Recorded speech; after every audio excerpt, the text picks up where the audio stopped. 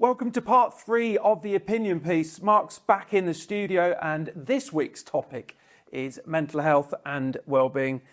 As I'm sure you're aware, a subject very close to my heart. Mark, this isn't a subject to be celebrated or, there's not really a lot of positives, but we've got to talk about it. We're at this tipping point now. We don't even know the real numbers of suicides in the industry, but we know the reasons why. Now, looking at some of the elements you've written in your reports, this is well known, but why has nothing been done by industry, in your opinion? Because it's not going away, it's getting worse. Yeah, I think there's various reasons for it, Andy. I think part of it is that as a subject, it's not something that everyone always wants to talk freely about. There's sort of like a taboo to it that still lingers, albeit there's a lot of work has been done to break down those taboos and to enable people to speak freely, much more freely and confidently about the whole concept of mental health. But I think going back to your question, the biggest problem is how do you make a difference? How do you resolve the issues? Because for me, poor mental health in construction is actually a symptom of much more deep-seated issues in the industry. Because actually the problems we have, going back to everything I spoke about in 2016 in my Modernise or Die report, are largely still there. And many of them drive the poor mental health and the feeling of it being quite an adversarial, aggressive industry is one of the first things I would point out. So I'm a QS by training, so I've worked most of my career in the commercial aspects of the industry. And the way the industry is set up is all about protecting a position around money, contracts in place, and actually arguing the toss. A lot of expended non-value add in terms of all of that dispute and adversarial setup of the industry, which ultimately permeates the whole industry. It's got a sense of tension and trying to actually blame people, finger pointing, and that's one of the that's a pretext for a lot of the issues we see. I just think it's a very, very, sometimes on that site level, the testosterone that exists on the site is not always healthy. It's a very male-dominated industry. Yeah. Actually, if we had more diversity, that in itself would probably resolve some of the issues around peer pressure and some of the things that go on that wouldn't perhaps if it was a much more diverse workforce, particularly on sites where we're still down at 2-3% female representation. And I just think the whole, in the SME world, where running a business and running a micro business is really tough. All the things you've got to be responsible for, in getting labour and getting good labour and being responsible for that is a really big challenge in the industry at the moment. And the hardest thing for me is when I set the business up way back when, none of us were taught how to run a business. So suddenly you've gone from being on the tools to a more operating role, running the business, marketing, accounting, contracts, taking on staff. You wing it. Yeah. Yet in a lot of other countries, you can't, look at Scandinavia, you can't run a business unless you've been on that course to get your certificate of how to operate running your own business. So we almost, to me, that's a recipe for disaster. Yeah, and I think, you've hit on a really important point there around what the training should be as you come into the industry. It's not just about having a trade. It's not just about a technical aspect to doing, a particular item of work. It is the ability to organise yourself and the admin that goes with running a small or micro business and all your tax affairs and, employing other people is the key next step and the big sort of mental block that a lot of micro businesses have. There are courses out there.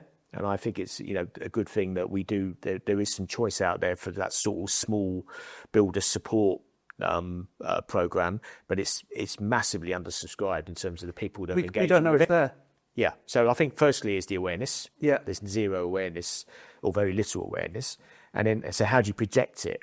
Going back to this point about penetration that we've spoken about in previous episodes around how do you penetrate to the lowest rungs of the ladder in our industry, which is those micro sole trader businesses that are doing the doing, and to have the support network wrapped around them in a way that it's accessible. Yeah, they understand it. It doesn't scare them or penalise them.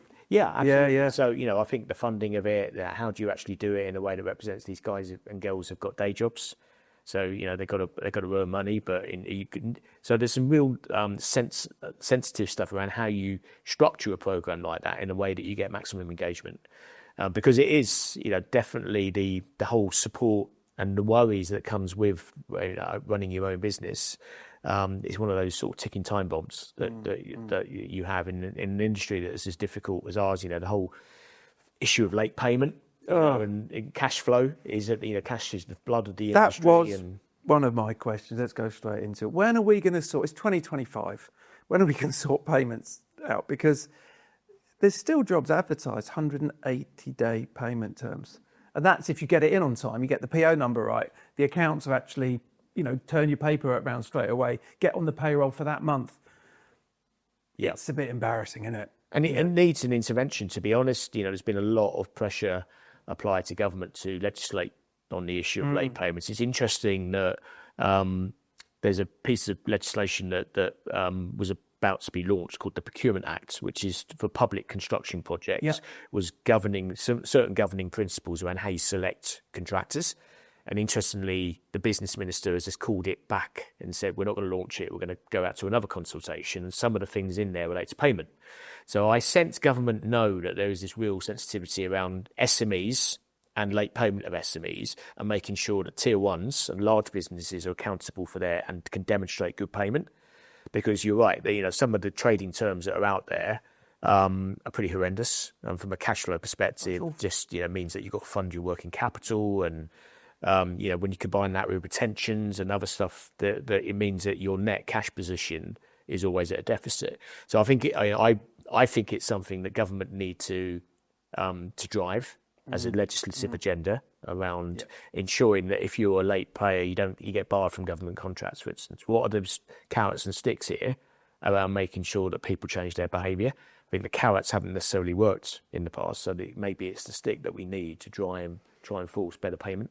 So you mentioned legislation on the payment terms, which 100% I'm with. I think the hardest thing is putting legislation around mental health. It's such a grey area of where you look at what responsibility does the employer have? Because if you're on the books, you've got responsibility.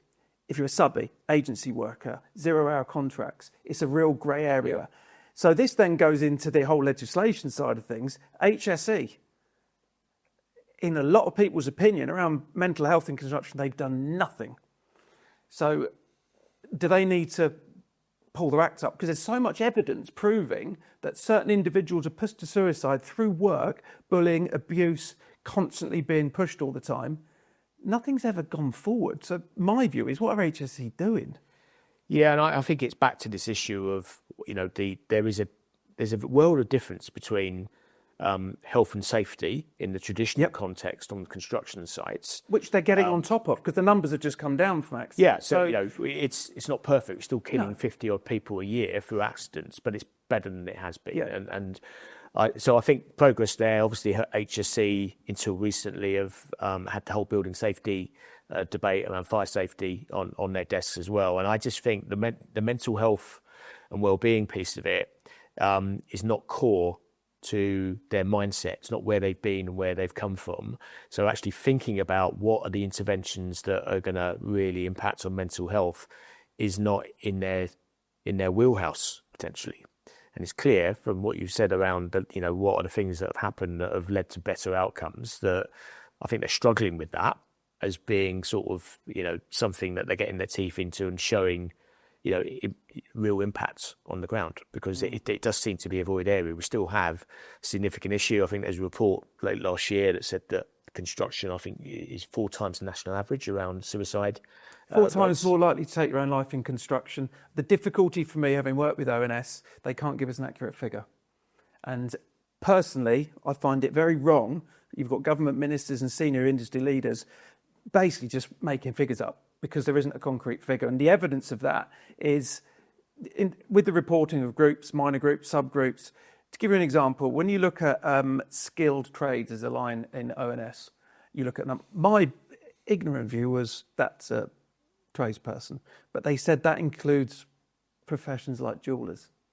So with such a high suicide rate, I think ONS need to actually have a concrete figure, almost working with coroners, because this is the other side of it. If you're not in the industry, out of work, little fill-in job, bit of delivery driving or something like that, and you take your own life, you don't go down as a construction, or you're out sick or injured. And I think we've got to get these figures right. But we know it's bad. Yep. And at the moment, we're charity-led, not industry-led.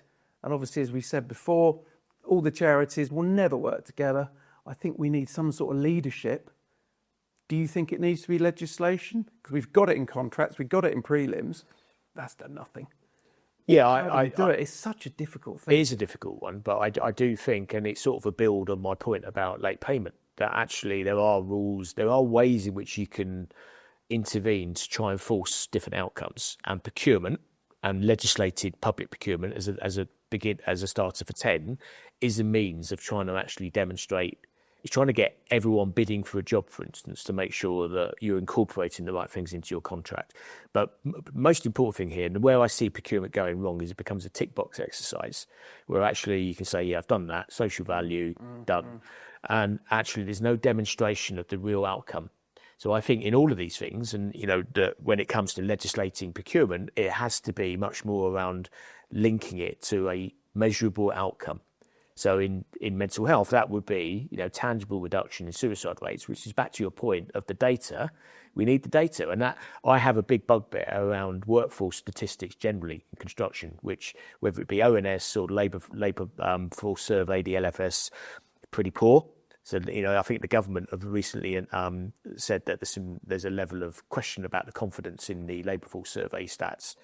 So we've the start point surely has got to be how many people we've got in the industry, what do they do, and then what are the various metrics that we want to capture, including mental health and links to suicide rates that enable us to measure improvement. Because if you can't measure it, you can't improve it potentially. That's a sort of maxim that's been used, and I think we need to do something and then link that to more sticks than carrots, perhaps. Yeah. In the mental health arena, it would feel to me that we need to be more interventionist. I think there's a business case. You're not wanting to put this back into pounds, shillings and pence. It's a lot more important than that. We're talking about people's lives. But reality, if you want to think of it in the cold light of day, there's a productivity and output penalty to not having good mental health in our industry. So there's a business case for changing it. Yeah. Just to finish with, we talk about obviously the amount of money in the industry. There is millions being chucked at these 2-day mental health first aid courses, and I've done it. I actually think from all the people I've spoken to where, let's say, he or she's done the course, someone's come into work, they've been knocked, their van's just been turned over, they go to this mental health first aider, I'm done. I can't cope anymore. That's a lot of pressure for someone that sat there and ticked a box for 2 days. I think from the research I've seen, they've got to go because there's an awful lot of money being spent on them. I don't think they're fit for purpose. So I'd love to hear your... Yeah, look, so I don't have any first-hand anecdotes of the performance of the mental health first aiders that you're talking about, but it seems to me it's a lot for someone to take on board as sort of a skill set in 2 days. It just doesn't compute to me that all of a sudden you're going to go from knowing very little to being a competent a person able to deal with what could be some complex personal issues. Some of it is obviously driven by your own personal makeup and your persona. So some people will be more predisposed towards having those kind of interactions than others. But I can't believe you can teach that in 2 days. It doesn't feel that that's appropriate, that's sufficient, that you're actually going to get the rounded support and mentorship that people sometimes need who are calling, it's a cry for help in many instances. Yeah, it's a cry for help, but also that poor person that's then gone home and gone, is that person coming in at work tomorrow? Because I didn't know what to say. Yeah. So there's that side of it. We move on. Next week, moving the industry forward and a few questions from viewers, so please join us then.